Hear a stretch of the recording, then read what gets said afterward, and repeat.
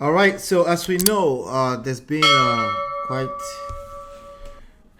a series or sequence of events around Nigeria around the hashtag end bad governance, and even as of today, another trendy hashtag was the Occupy Abuja. And there's this story here that I want us to speak to. FALANA wants stop mobilizing youth to disrupt rallies. And there's a small report here on Vanguard with regards to that. I'm just going to read a short part of it and then I want to hear your thoughts on it. Human rights lawyer and senior advocate of Nigeria, Femi Falana, has urged the government to stop mobilizing youth to disrupt rallies. The senior lawyer also called on government officials to engage with the demonstrators who are expressing their grievances. Protesters across Nigeria, including the Federal Capital Territory, have taken to the street to express their frustrations over rising poverty and the high cost of living, demanding improved economic conditions. Falana stated during an interview on Thursday evening, he said, "We must also learn to stop mobilizing people to disrupt rallies. We must stop mobilizing traditional rulers and some emergency organizations to say we're pulling out of the process." Now, I have this question for you, sir. As these the same people that they say they are hungry, well, where is the how are they finding these people that are so hungry? And is this what's your take on this? How are they finding Yes, these people? talk of the contending issues of the day in Nigeria. You have genuinely aggrieved Nigerian youth and citizens embarking on peaceful protest. And then you have people who are essentially propped up on stomach infrastructure, quote and unquote, respect to former Governor Ayofayoshi of Ekiti. You know, this issue of stomach infrastructure takes as little as 5,000 naira. I don't know what if 5,000 naira will exchange for in dollar terms, but that is some insulting, if not insultive, pretense given to these people to come out and dissociate themselves from the genuine protestations going on all over Nigeria. So I find myself in total agreement with the position of the learned Silk, the senior advocate of Nigeria, Shifemi Falana, because you need to study the tactics of the government of Nigeria. Over the years, it's not different. You compare between this time and the then anti-SAP riot under General Ibrahim Babangida, when people like Alex Akiyele would threaten fire and brimstone, sulfur, and hell concerning whoever will come on the streets to protest. And you remember the way they planted stories, how fake copies of Ebony magazine were on sale on Nigeria streets. And then the late eminent scholar and social crusader, Dr. Tasholani, was humiliated on national television by SSS operatives, opening pages of Ebony, uh, Ebony magazine, challenging him to point to where reports of the windfall of a Gulf War was referred to in that publication. So, in our time and day, the strategy the government has employed is not different from what they do everywhere, where they use the instrument of propaganda, disinformation, and misinformation. You see, when people talk of fake news and fake mobilizations, I blame it mostly on government. And I said, citizens who embrace the use of social media could not be accused of doing anything wrong. It's just a way of democratizing the media space. But in the case of government, they are always all out, all with full force to make sure that they foist ill mental health on the citizenry. Total lies, absolute lies. Like all these questionable groups coming out to say they are this association or that association. They are non-existent. Yet, they will be loaded into all kinds of vehicles, luxury buses, minivans, airplanes, floated everywhere to stage counter rallies. Kings who cannot stand Counter up for, rallies.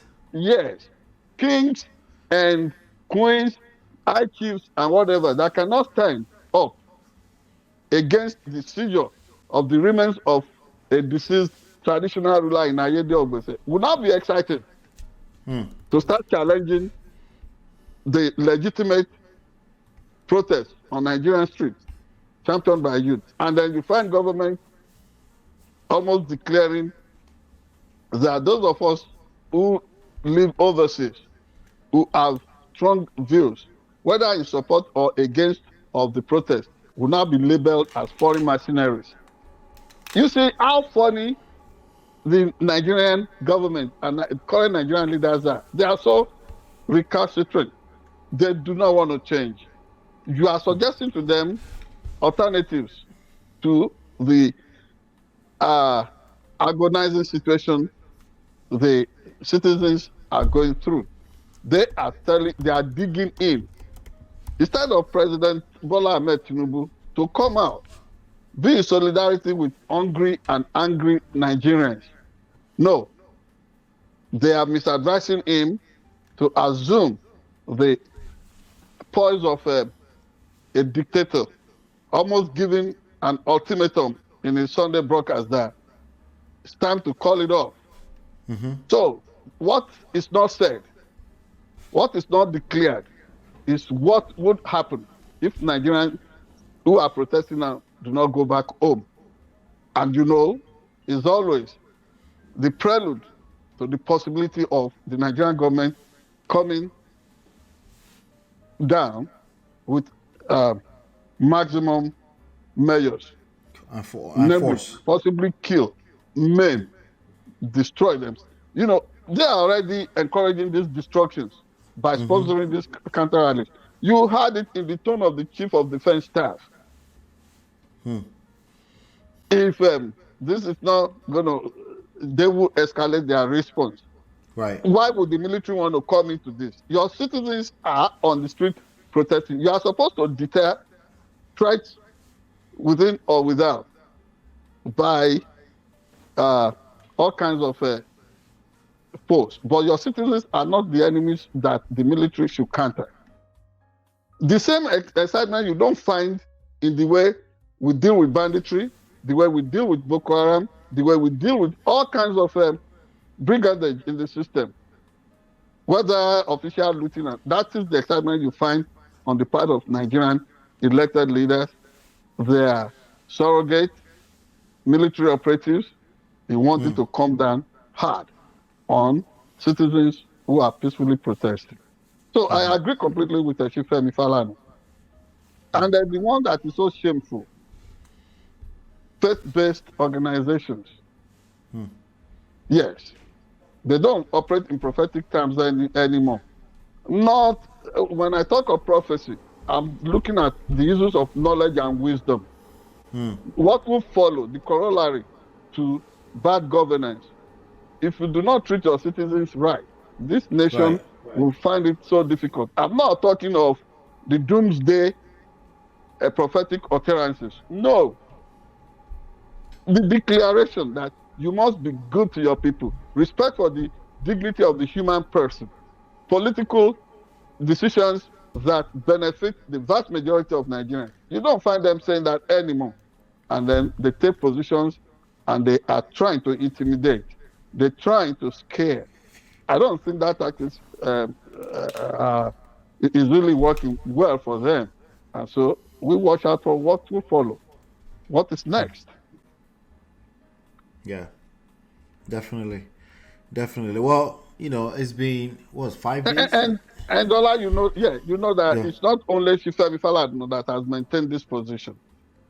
Serap has written to the Commonwealth of Nations, calling out Nigerian government and its officials. And remember here last week on this platform, in raising the positive Nigeria was declining or was in decline by way of authoritarianism and totalitarian measures. We said the world should pay attention to everybody acting irresponsibly concerning this protest march. People like Right. Wike, who will call peaceful protesters armed robbers. What do you call a character like Wike himself? Go and check his account. You will know who is the I armed mean, robber in Nigeria. correct me if I'm But wrong, yes, but Wike was the first person to come out to say we are ready to for dialogue. because Was he not? because he knew it wasn't. Fubara is a hack political foe back home in Rivers State. Came out to address protesters. People like Wike would not do that. But because he had been morally crushed, he knew he does not possess that kind of authority or moral firmament to be able to douse whatever could have consumed or overwhelmed him in Abuja. Then he played that political game, pretending to now be in solidarity, to call for dialogue. You think Wike is capable of any sincere dialogue? No. What you find in him is that element of being the traditional Yoruba issue, Alabangada. Yeah, you see one color here, another color there. He is that kind of individual. He is the Yoruba kind of issue. But this his own issue is not a positive force, like is identified as the Yoruba pantheon. His own is really devilish. It is demonic. Now, what are your thoughts around President Bola Tinubu's speech Yeah, from Sunday? like I said, You mentioned it briefly, but what are your overall yes, thoughts? he, he has hardly given any concession. Of course, in his campaign speech in those days, he said whether Nigerians would hit their head against the rock or the stone, subsidy will go. So you do not expect this guy who has a mindset, who has a fixation on, I do not know if it gives him any joy to put his citizens through this kind of torment. But what I suspect is that this man is not willing to concede anything. He's ruling out the policies or the measures already taken that are not benefiting anybody. That the measures that are not bringing the country out of its what's it called? The deep hole in which it finds itself, the pickle in which it operates at the moment. On the contrary, what he is reeling out are things that are so off the mark. And he is being misadvised, in one word. He's been misadvised and he's been asked to stand tall. Call it off. Go back home. And the road not taken is what we should be examining now. Would it not have been better for certain concessions to be made? The only thing I do not agree with is that he should resign. But some people believe that he should also resign. But there are journalists operating within his well-known stables suggesting measures that would have taken place in Rwanda. People being rounded up, being dealt with summarily, then protesters being rounded up for erecting barricades and what have you, as has happened somewhere in the United Kingdom. You know, the dog whistle that, exercise despotic disposition concerning these protests. Instead of them to go after the lawless characters that have been mobilized and that are mobilizing to turn this into a violent stop. I did not hear that from Bola Tinubu, which is why Professor Wole Soyinka, people that are ordinarily close to him, they have also called him out. And the answer to the question you have asked is in what people like Wole Soyinka, Femi Falana, Sarah, Right. and other respected leaders of Nigeria are saying. More jobs for the youth. Liberalize the means of starting business in Nigeria. Pursue through federalism. Where is the money? What is the money doing for the system? Prosecute those who are stealing. The lawmakers, especially Akpabio, that is always making a mockery of poor Nigerians by encouraging all kinds of voting tactics that do not portray true democracy in the National Assembly. Well, Address those things. Akpabio is suggesting that this is all political, and What would he say? That is always the way. that is political sore losers. That is the way. So when you look at the moral victory of Nigerian citizens now concerning this protest, who would you describe as a sore political loser? It's people like Akpabio, of course. And then Akpabio should not be too excited. He should wait for the verdict of history on this. Not the history that we are documenting, we are putting down in a hurry, like journalism now. No. He should look for the enduring verdict of history on people like him. Is he behaving like his counterparts all over the world? People who can really get up, give articulate speeches, debate in forthright and honest way. He is not one of those individuals. So if he's saying anything, Akpabio to some of us is a comic character. Of course, we have always monitored him, and that is the character he wears. And I'm sorry, that's the way I see people like him. Well, him and his family were dragged some weeks ago by some bloggers, but that's beyond the scope of what we do here. But it was funny just watching it. Gist lover. Yeah. Oh yes, but I don't want us to bring that up because they are saying that people that have been pointed out as having a immoral or whatever relationship with him do not. Some of them even said they have never met him. But, absolutely, yeah. But don't let us say what we know about many of these political, of course, actors. Yes, we know so much about a lot of them, but we can only go as far. Now, last but not least on this, go ahead. Honest with Nigerians. Yeah. Last but not least on this segment, right? Amnesty International, according to Reuters, Amnesty International has said at least 13 people were killed in clashes with security forces on the first day of protest on Thursday. Police denied using excessive force and said 7 people had died as of Saturday, 4 from an explosive device during a march in northeast Borno State. 2 were hit by a car and another who was shot by a guard when protesters looted a shop. Is this the reason why some people were pushing against protest, so that life would not be lost? It could not be, but it could also be.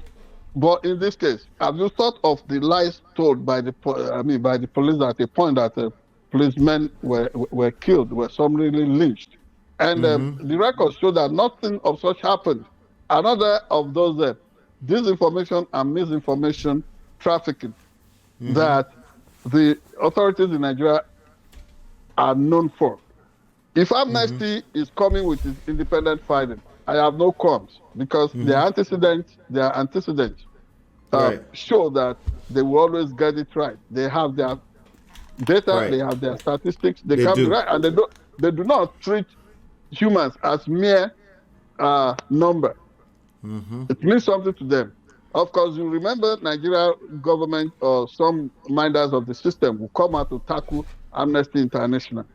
The one that Nigerian government often claims is the one that we have doubts about. And that is a worrisome situation that your government will say something, then you have to think twice before you believe that government. Look at all the things they have said concerning this protest. Look at the way they were looking for phantom foreign mercenaries that are being used. Now, you and I even panic to send money to support our relatives in Nigeria because these people will do wrong profiling, identifying the money we send genuinely to our loved ones for feeding, for support.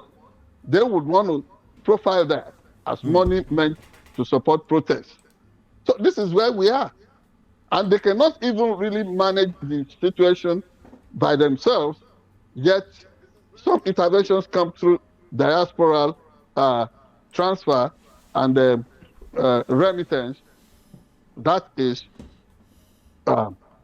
mischaracterized as funding protests and whatever. The real money funding terrorism, banditry, all kinds of violent crimes, election rigging, that is never profiled. That is never followed. When people steal money, and those are in the billions. Yes, when people steal billions, check it off from what is called stamp duty and use that to destabilize Ayede Ogbese. They won't look at that. When Babajide Akeredolu gives support to Adetunbi Oluyede to use dirty money to capture our throne in Ayede Ogbese, nobody will focus on that. Is that not criminal in itself? And then a judge will give a funny judgment in support of that. That is the kind of funny judgment you will see that will justify, that will absolve the government of Nigeria concerning this ongoing drama. They know how to tell their lies. Some people lap it up, but for some of us, no. Okay, so we have another interesting segment on this coming up. Let me say shout out to Natu. Natu is hanging out with us in the chat session. Natu, we always appreciate you. Please keep our folks coming. This is the right place to be. It can't be better than this because you have the absolute and supreme freedom to give expression and vent in a responsible way to how you feel about the world in which we live. Not just Nigeria or the United States of America. Oh, got you. Thank you. All right. Hit the like button, share, subscribe, turn up your notifications so you're notified when we go live. Check out this next segment.